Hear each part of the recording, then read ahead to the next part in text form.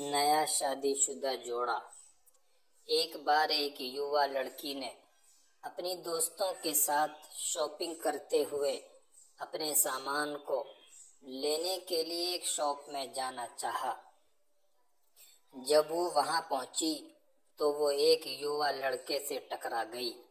वो दोनों एक दूसरे से जरा बातचीत करने लगे और अचानक ही दोनों के बीच में कुछ खास बातचीत होने लगी। वो लड़की उस लड़के को देखकर उससे बहुत खुश हुई। लड़की ने उस लड़के का नंबर मांगा और उन्होंने एक दूसरे के साथ बात करना शुरू कर दिया। दोनों लड़का लड़की के बीच कुछ हफ्तों तक बातचीत होती रही।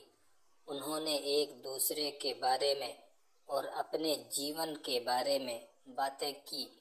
वो अपनी पसंद के बारे में भी बात करते रहे और जल्द ही वो एक दूसरे से बहुत प्यार करने लगे।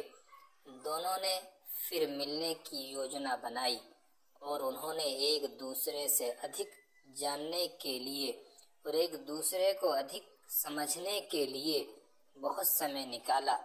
वो दोनों एक दूसरे के साथ बहुत खुश थे और दोनों शादी करके अपना जीवन हंसी खुशी गुजारने लगे।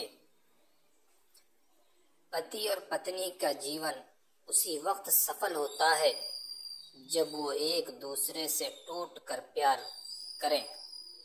ये स्टोरी आपको कैसी लगी? कमेंट में अपनी राय से हमें ज़रूर आगाह करें। शुक्रिया।